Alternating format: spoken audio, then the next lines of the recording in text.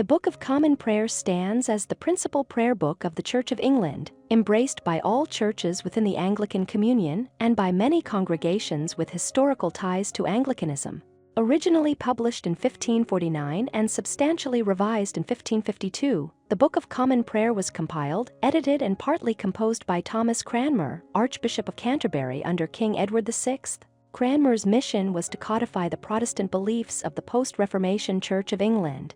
He aimed to strike a balance between Anglicans who wished to maintain most of the rituals and doctrines of the Catholic Church, and those who desired a complete break from Catholicism.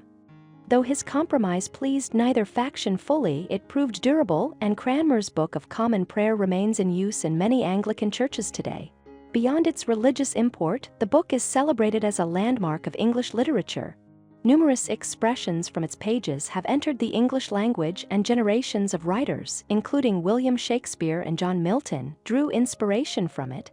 At the heart of the Book of Common Prayer are the daily offices of morning and evening prayer, alongside the litany and the Holy Communion service. The book also provides orders for all occasional services of the Anglican Church: baptism, confirmation, marriage, visitation of the sick, Ash Wednesday, the purification, churching of women, and burial.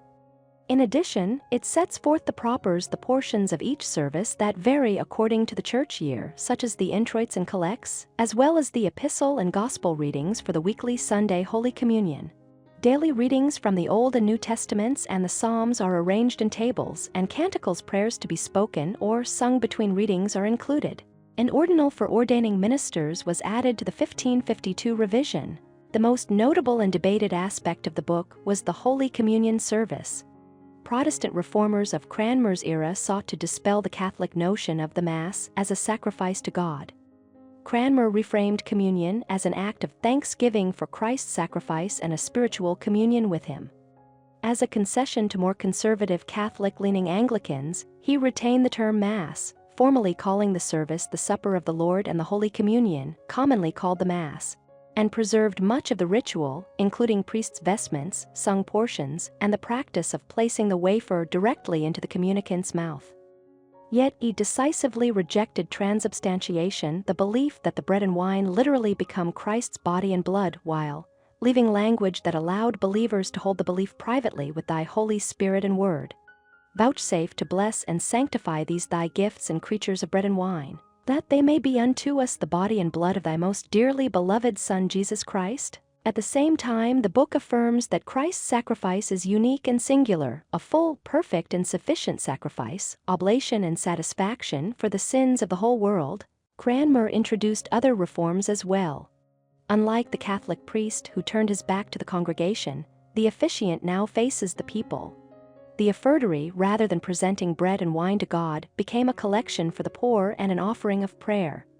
The elevation of the host, a moment central to Catholic worship of the real presence, was removed entirely. Other services were simplified in parallel. Baptism, formerly performed immediately after birth, was limited to Sundays, reflecting Protestant belief that baptism is not essential for salvation.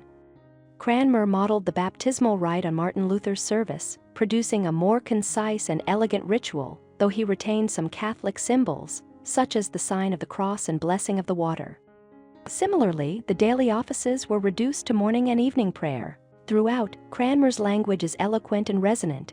Phrases such as ashes to ashes, dust to dust from the burial service, fruits of the earth from the litany, and the marriage vows to have and to hold from this day forward, for better, for worse, for richer, for poorer, in sickness and in health, to love and to cherish till death us do part, remain familiar and beloved today.